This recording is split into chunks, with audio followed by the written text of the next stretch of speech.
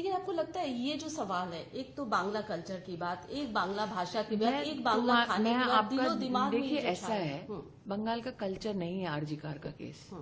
बंगाल का कल्चर नहीं है कि एक मुख्यमंत्री बोले रात को औरतों को निकलना नहीं चाहिए। बंगाल का कल्चर ये नहीं है कि संदेश खाली में जो रेप हुआ वो बंगाल का कल्चर नहीं है।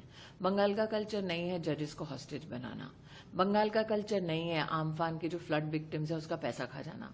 बंगाल का कल्चर ये नहीं है कि आप कट मनी लेते हैं सरकारी नौकरी देने के लिए और वो कट मनी आप खा जाते हैं। ये बंगाल का कल्चर नहीं है, तृणमूल का कल्चर है।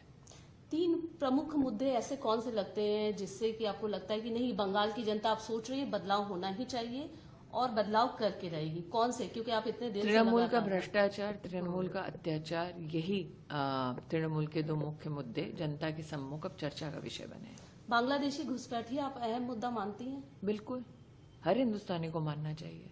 आप और हम काम इसलिए थोड़ा ना करते हैं कि घुसपैठी आए देश पे कब्जा करे। लेकिन किस हिंदुस्तानी के लिए ये विषय नहीं है। बांग्लादेशी मुस्लिम और बांग्लादेशी हिंदू, इस पे भी घुसपैठी होता है। बांग्लादेशी, मुझे लगता है इस पे विस्तृत रूप से न सिर्फ गृह मंत्री ने बल्कि विशेषतः प्रधानमंत्री अपना वक्तव्य दे चुके हैं।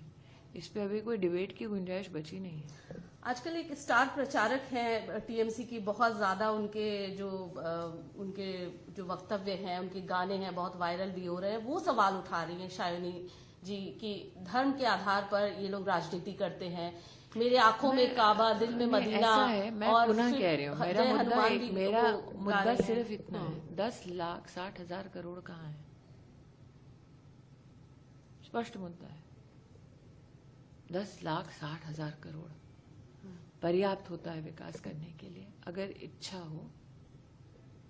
वो पैसा कहाँ है? सिंपल।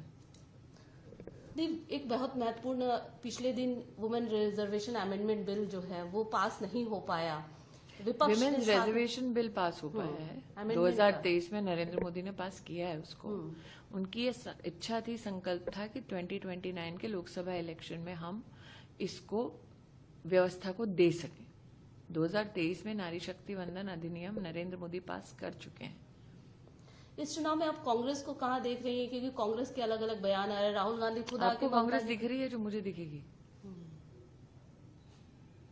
राहुल गांधी ममता जी को करप्ट कह रहे हैं, इधर एक साथ आप ये लोग इंडिया अलायंस एक साथ एकजुट। फिर तृणमूल के नेताओं को बताना पड़ेगा कि क्यों उनका सहयोगी दल कह रहा है कि वो भ्रष्टाचारी और अत्याचारी है।